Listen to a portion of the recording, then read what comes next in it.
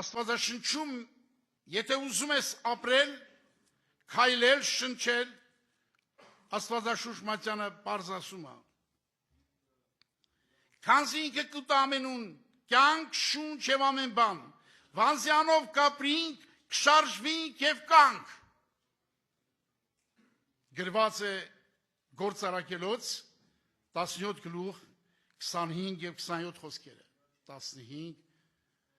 25, 27 խոսքերը։ Ուզում եմ, որ Աստծո խոսքը խիստ բարձրանա մեր մեջ։ Աստծո խոսքը բարձրանա քո բոլոր ցանկություններից, քո բոլոր հասկացած մարդկանցից, քո բոլոր զգացմունքներից վեր Աստծո խոսքը։ Աստծո խոսքը կարող է մարդի ներսը երկնային կյանք լցնել։ Այս ուսուցման նպատակն է, որ յուրաքանչյուր երիտասարդ սովորի հենվել Աստծո խոսքի վրա,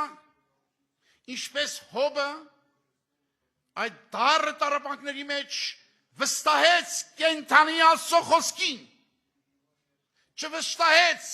իր փորձություններին, չնայեց իր տկարություններին, չնայեց իր այդ ինչ է կատարվում, նայեց Աստծո խոսքին։ Այսօր ուզում ենք Սուրբ Հոգու միջոցով, ոչ թե մեր խելքով, որ բոլորիս հավատքը կառուցված լինի միայն Աստծո խոսքի վրա, որտեղ Աստծո խոսքը հավիտենական խոսք է, կատարյալ ճշմարտություն է։ Աստծո խոսքից ամեն ինչը կապված են աշխարհում, բայց Աստծո խոսքը իշխող, թագավորող խոսք է, փառավորվի նրա անունը, փառավորվի նրա անունը, սիրելիներ։ Դրա համար մենք պետք է վստահենք Աստծո խոսքին։ Ես խորը համոզված եմ, Աստծո խոսքը որտեղ մտնի, այնտեղ պարատ հող է սարքելու մարդի ներսը։ Խնդրեմ, մարգարե մարդը ինչ է աղոթում իր աղոթների մեջ, եւ ինչպիսի խոսքեր ասում նա, եւ ամեն ինչ կապում Աստծո խոսքի հետ, նայեք ինչ ասում։ Բոլոր սրտով քո երես խնդրեցի,